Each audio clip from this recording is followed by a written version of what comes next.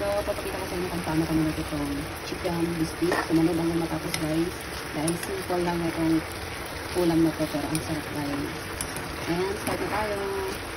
Ayan, ito yung halo natin. Meron tayong nor cubes, lemon, tart sauce, oyster sauce, garlic, and ginger. Meron tayong isang kilong manok, pero gusto nila puro ganito, drumstick. So, naglagay ako ito para sa akin. Taray. First, lagay natin yung lemon. Gusto ko ng maraming lemon. 6 na tablespoon ng dati puti.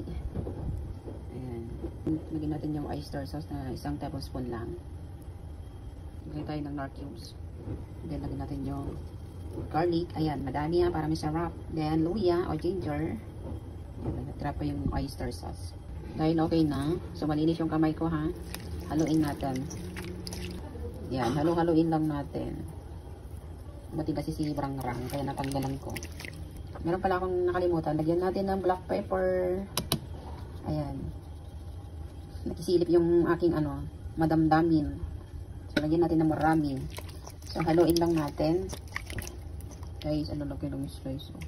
Kinain mo isa na lang, busog ka na. Diba? Sarap niyan. So, marinitan natin. Mamaya natin lutuin hanggang anong oras ba ako magluluto? Alas 6. So, anong oras na ba ngayon? Mag-alas 12 na. So, marinitan natin na matagal para masarap mo. Ayan. So, tatakpan na natin. Lagay natin sa fridge. Ayan. Tatakpan na natin. Lagay natin sa fridge. Tcharan! Ayan. Tignan nyo naman yung fridge namin. Dami pagkain sa noon. Yan na muna. Ayan. Tanggalin na natin. So, kailangan separate natin yung chicken muna. Hugas tayo ng kamay. Ayan. Tanggalin natin ng isa-isa. So, minarinitan ko siya ng 6 hours. So, kailanganin pa natin mamaya itong sauce. Para masarap yung sauce natin. Yan, meron tayong 5 viewers sa YouTube. Baka naman, pa-subscribe ang aking channel. Thank you so much. Separate natin ito kasi ito na yung garlic at saka yung ginger. Ito yung sauce. Separate natin. And then YouTube. Ayan, lagyan tayo ng mantika. Lagyan na natin itong onion. So, unahin natin sa gayon yung kasi separate natin. Sabi, masipag daw ako magluto. Isa na lang puro luto dito eh. Wala tayong magawa. Yung trabaho natin dito, lutuan natin sila.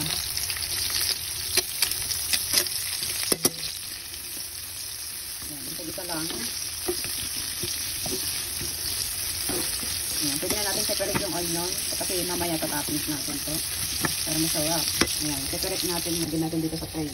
Lagyan natin yung luya. Tapos yung sira doon ay yung nilagay ko sa sa marinated. Natin. Ayan, halo-halo lang. Ito tayo ng garlic. Para masarap yung biscuit natin. So, okay na. Talagyan na natin yung chicken. Lagyan natin ng isa-isa.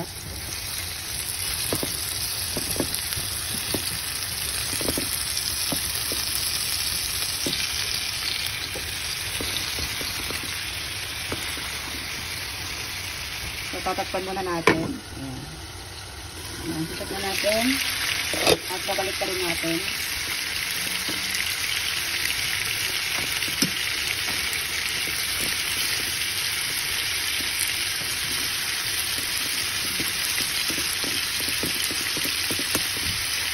Pagkita kasi nila malalaki yung slime. Ayan, takpan natin ulit.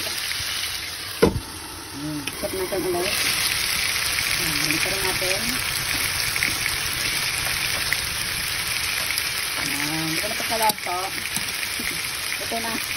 Sarap. Ito.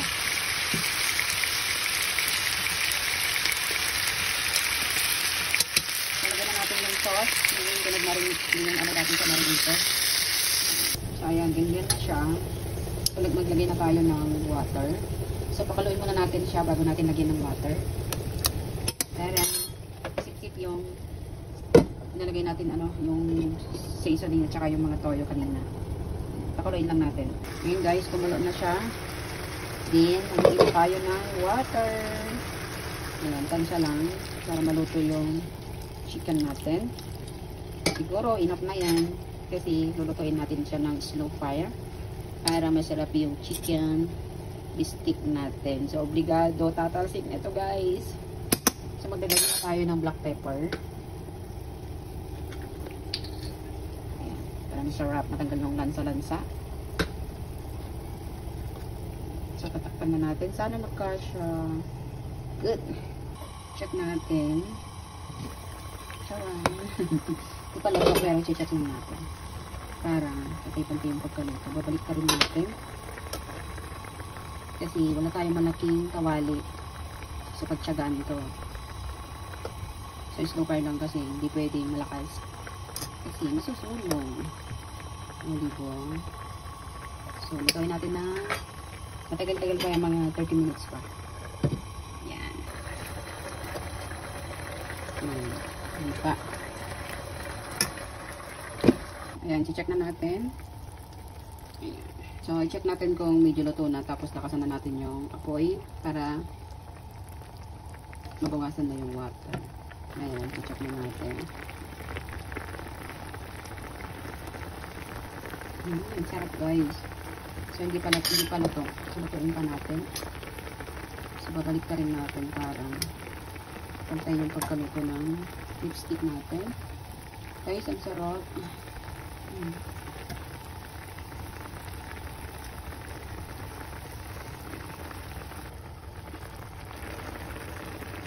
Ayan, check na natin sa malapit-lapit ng katotohanan. So, palitin pa natin yung water niya. Pansin niya, luto na siya. Perfect na namin yung pagluto natin today. Thank you lang sa klase. Maraming food dito sa bahay. May evidence naman dyan eh, mataba ako. So, malapit-lapit ng katotohanan. So, maglagay tayo ng onion para masarap.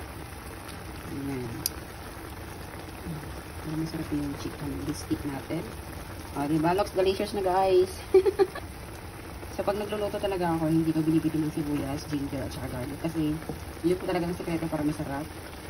Ayan, di na ako maglalagay ng mga all-in-one seasoning kasi naglagay ako ng nor cubes at saka chicken cubes at saka yung isang tablespoon ng oyster sauce. So, malapit-lapit ng katotohanan. Ayan, ito na siyang lambot. So, marami pa siyang water. So, antayin na lang natin. So, hindi ko na itatakpan. So, ganyan na siya.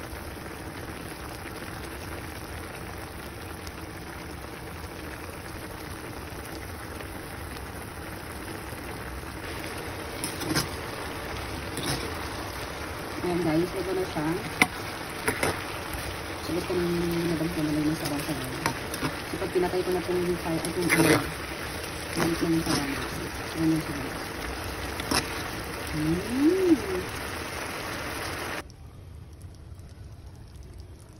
So, ayan, lagyan natin siya ng toppings para masarap. Ayan, lagyan natin siya ng onions. Siyempre, biscuit nga eh. So, ito na siya guys.